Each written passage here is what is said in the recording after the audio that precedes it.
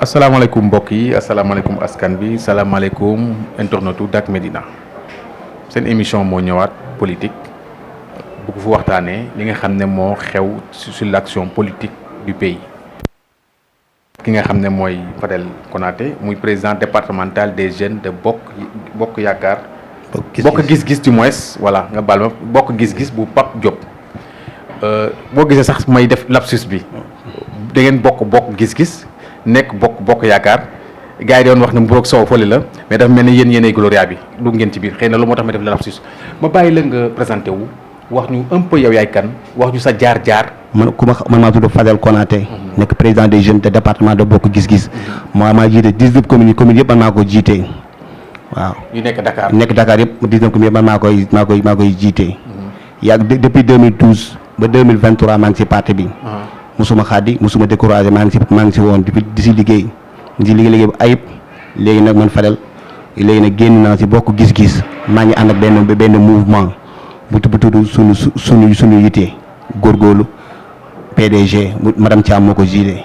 ok histoire bi nga xam ne moom moo lëmbee dëkk bi muy histoire bi nga xam ne mooy entre ki nga wax ne politicien la tudd Ousmane Sonko ak xale bu jigéen bi nga xam ne bu tudd Adji Sarr mu nekk loo xam ne dafa tenir en haleine dëkk bi yëpp.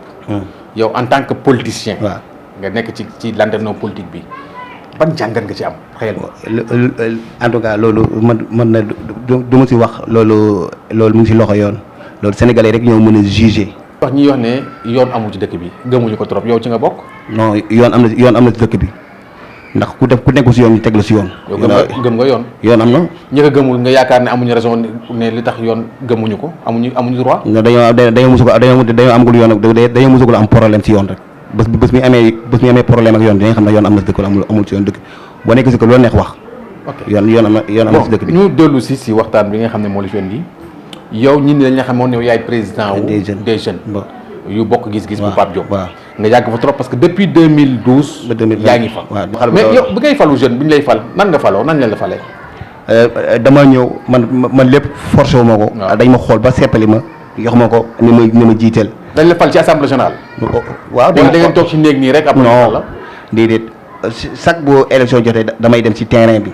ok di jël xale yi ñuy dem di inscrire di dugg ci école yi di jël xale ñuy dem di inscrire. ok di dem ci mairie yi di dem ci préfecture yi daw ñëpp xàmmee ma ci quartier yi xale yëpp man maa tax ñu am carte ñoo tax ñuy voté wu. waaw mais man samay problème mooy dañ ne yow yaay président wu jeunes yi nga xam ne ñoo nekk fii ci biir. 19 communes yëpp commune d'arrondissement suñ lay fal am na fuñ la war nañ la fal d'une manière officielle soit day def assemblée générale mu am ay ñu ko bëgg ñu bëri ngeen dem vote wala non loolu laa yaakaar wala dañ la ko vote dañ toog nii rek. jeunes yooyu yëpp man maa leen gën a engagé dañ ma xool ba seppale ma ne ma yow lañ ko jox. ci assemblée générale. waaw ne ma jiital affaire bi lay fal fan la woon. dama dem toog permanence ba. si permanence lañ la falee. waaw ma toog man maa koy jiite. ok ñu jël ko kii moo parti meng moo ko nekkoon te parti meng dafa âgé. man maa ko man maa ji peut-être man ma amul benn problème yow sama rakk du ma ko jóg yow.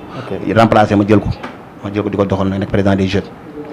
ok siwur naa ngay def benn émission ngay attaqué nga xam ne mooy sa leader mooy ki nga xam ne mooy Pape Diop. nga ne presque dafa dul sax dem ci plateau yi. effectivement parce que dafa nekk problème est-ce que mi ngi politique ba tey sax loolu question la bu ñuy nit laaj.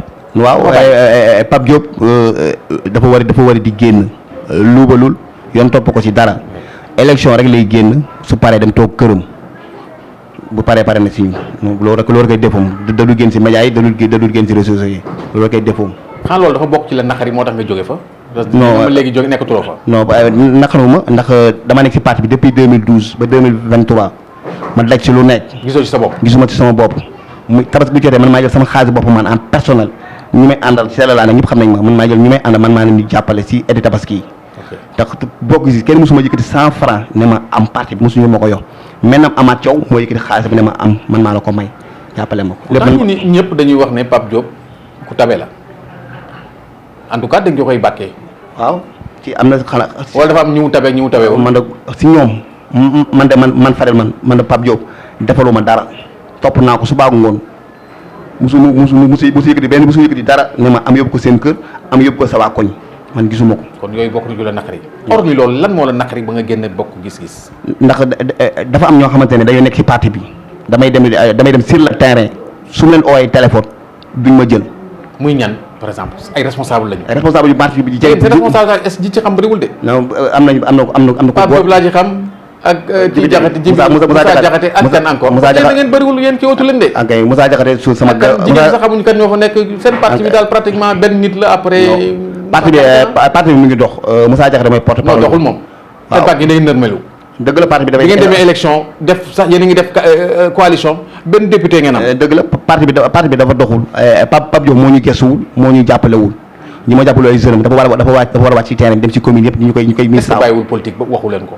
non mun naa am ñu gis ñu en tout cas bu su bàyyee dinañu wax dara porte-parole bi dina génn Pape Diop bàyyi noonu la bàyyiwul. parce que déggatuñu muy wax dara ci ce qui se passe dans ce pays alors que politique dafa nekk le terrain histoire yi nga xam ne dafa problème yi nga xam ne dafa interpellé dëkk bi ñu dégg mu ci war a wax daan na ko def. mais dañu gis ne depuis temps est-ce qu'il n'est pas député par le politique parce que xam kàngam bu mel ni moom su demee ci élection li nga xam ne moom mujj mooy élection législative yi benn député kese ngeen am ko ak coalition ça pose problème est-ce que dafa gis nañu nii voilà. benn député boobu moo sauvé Sénégal moo tax dëkk bi bloqué woon. lu tax ndax bu mu amee député ñëpp ko doon xëccoo ñëpp ko soxla woon Pape Diop ku ko xam homme d'état la loolu moo tax mu dem ràllee groupe Benno Bokk Yaakaar kese. gars yi nee nañ dafa seey ndax ñooñu si lu gars yi loolu la ñu wax Pape Diop ñun lu mu jël décision bu mu jël rek moom xam na ko ñun ñoo ko xamul rek moo tax ñuy wax. mais bon xam nga est-ce que du bokk li ngeen bëgg bokk gis-gis bokk yaakaar boo doon bokk yaakaar génn PDS. delluwaat ci benn kër en tout cas no Pape Diop ak Macky Sall ay njabootu Ablaye Wade lañ ay famille libérale lañ Ablaye Wade moo leen yar. waaw moom ñëpp xam nañu digganteem ak Ablaye Wade. waaw dëgg la Pape Diop doomu Ablaye Wade la.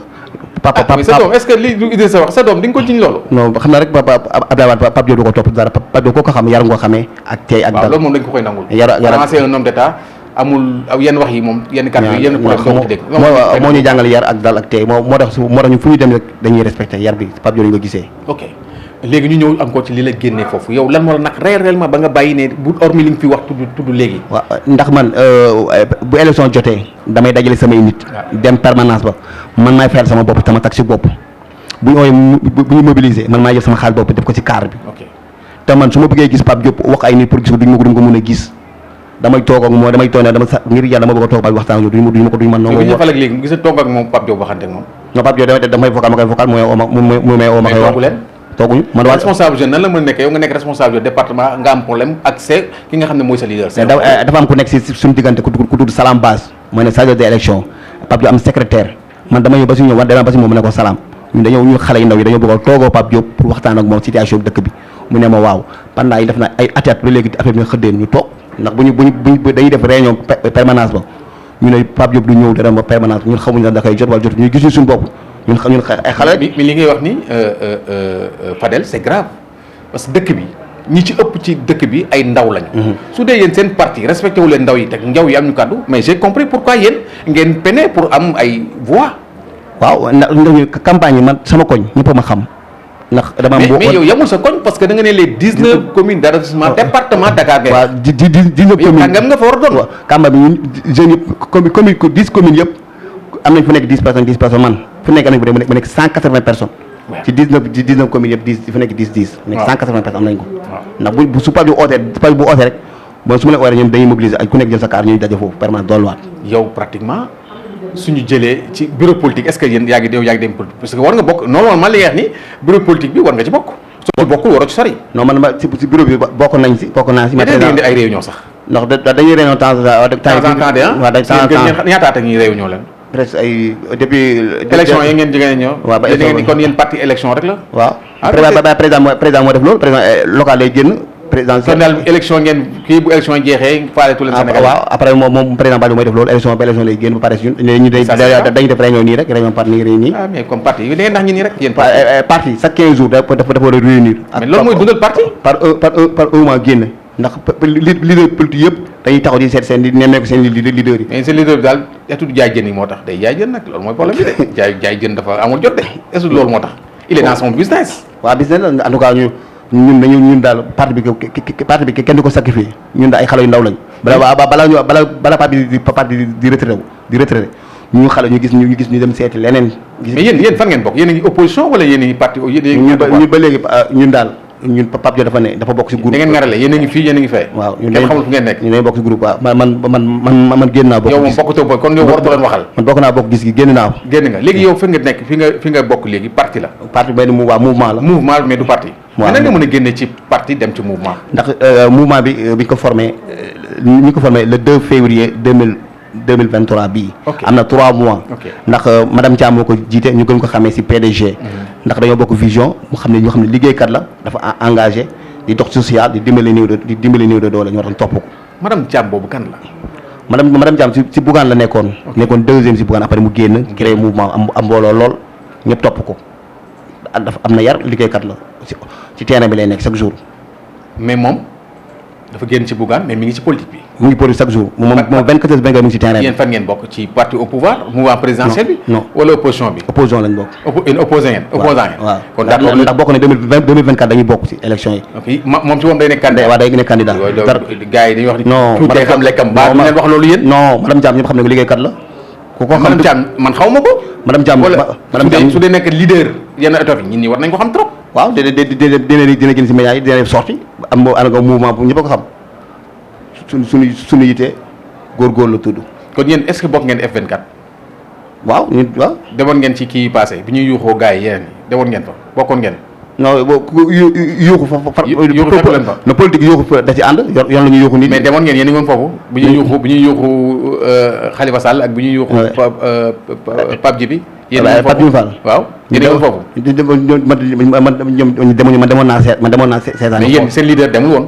su leader dem si yooyu. lu tax day avant muy dem day suñu leader buy génn day diisoo daf ñuy oo ba pare diisoo ñun. mais est-ce que gars yi interpellé nañu wu invité nañ ko. bokk na ci dem na bind signé charte bi parce que am nooy def pour bokk ci. waaw ñun moom séegul woon daf ñu doon laaj mu am ñu manqué après ñu waroon dem toogal. mais daal nañ jàpp ne yéen a ngi dans yéen a ngi ci opposition bi. opposition waaw. ok xeexu opposition yi am na yu ci ëpp importance. yéen da ngeen ci ànd mooy 3e candidature. damay ba parce que gars yi dañuy wax 3e mandat du 3e mandat 3e candidature la. waaw bon ñoom sax gars yi dañu ay xam nga waa gars yi dañu ay léegi dañoo wax 3e dañuy wax 2e quinquennat. pour 3e yi ñuy bañ a dégg 3e parce que 3e moo fi indi histoire bi. yéen d'accord leen ci 2e quinquennat. ci non d'accord pour mu leer ci bopp nit yi Macky Sall moo toog ci télé bi ñëpp di ko dégg. moo ne daray àdduna daray nguur jarul ko muy def 3e mandat bu defee ñaari mandat doy na Macky moo wax loolu. mais yow yaa ngi woon PDS. man ku ma xam fu ma xamee. waaw mais PDS pourtant sa waay Macky moo wax loolu ñëpp di ko dégg ci télé bi Macky moo ne bu defee ñaari dara àdduna dara nguur jar ko def. waaw mais loolu yéen na ngeen ko bañ a mën a bañ tey ngeen nangu woon ko ak Ablaye Wade c'est ça le consensuel mooy hésité day bokk wala du bokk.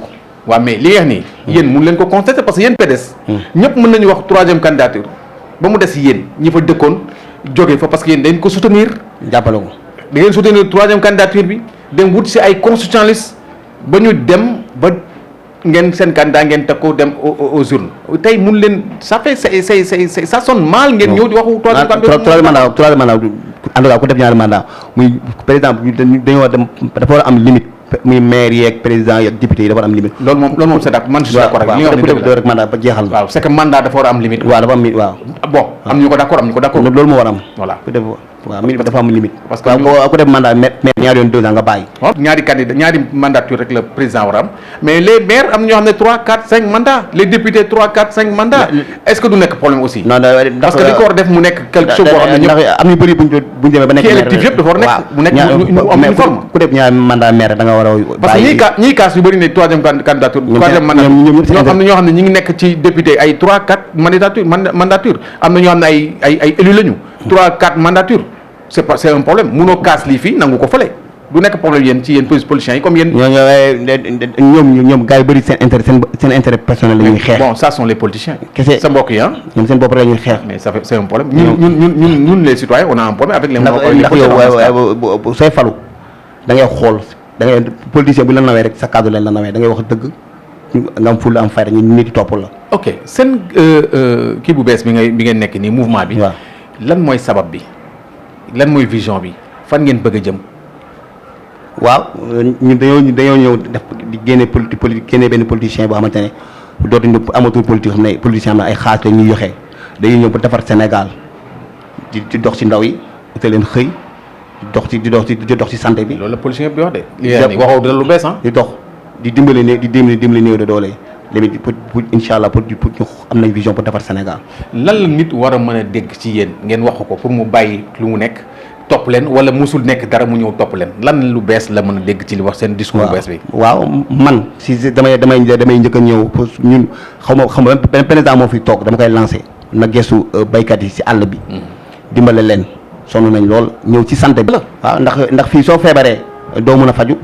ndax duñ la mën a taxaw ndax soo amul xaalis duñ la xool. man li may wax si ndaw yi ñun fii luñ fa yàq rek suñu bopp lañ ko yàqal ndax Macky Sall du dugg si biis Sonko du dugg si biis Pape Diop du dugg si biis suñu yaay ñooy dugg si biis ndax ba luñ ñu bañ a yàq bañ a toj Auchan yi bañ a yàq lépp luñ fi defar rek suñu bopp en tout cas suñu lay méttiwaat nañu utal en tout cas nañu utal xale yu xëy ñu bàyyi agressé bàyyi bari foot yi ñu liggéey di daan seen doole. lan mooy sa dernier kàddu. en tout cas daal ñu suñu parti bi mouvement bi suñu yitee PDG ñun ku ñu en tout cas na ngeen ñu bàyyi xel ñu ngi ñëw 2024 madame Thiam moo ko jiite man maay président des jeunes foofu di jiite parti bi. daal bu ko ñëwee da ngay dal ci kaw gars yi. waaw man ku ma xam liggéeykat la. ok mbokk yi leen loon tey doon def émission ki nga xam ne mooy Fadel Konaté nekkoon président des jeunes du département de Dakar. benn mouvement ñu leen jox rendez-vous prochainement ak benn invité wasalaam.